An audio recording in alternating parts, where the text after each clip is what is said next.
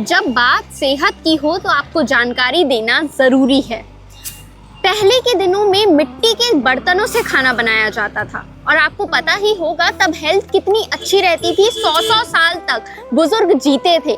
लेकिन अभी वही चीज़ नहीं देखने को मिलती है क्योंकि अब स्टील एल्युमिनियम का टाइम आ चुका है।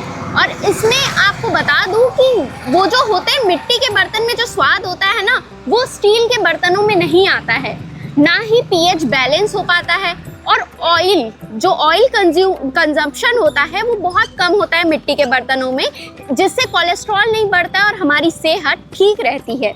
इसी के साथ स्वादिष्ट तो वो होता ही है और पाचन क्रिया में भी बहुत अच्छा होता है। मिट्टी के जो खाने होते हैं वो पचते ज़्यादा है। एक और बोनस टिप्स बताना चाहूँगी कि आप तेल की बजाय नारियल की गिरी यूज़ कर सकते हैं, जिससे खाना बहुत अच्छा भी लगता है और बहुत स्वास्थ्य के लिए अच्छा भी होता है। तो आज भी ये जो मिट्टी के बर्तन हैं वो आपको मार्केट में देखने को मिलेंगे, तो आप बिल्कुल उसे लीजिए और खाना बनाइए उसी में, ताकि आपकी सेहत अच्छी रहे और आप स्वस्थ रहे।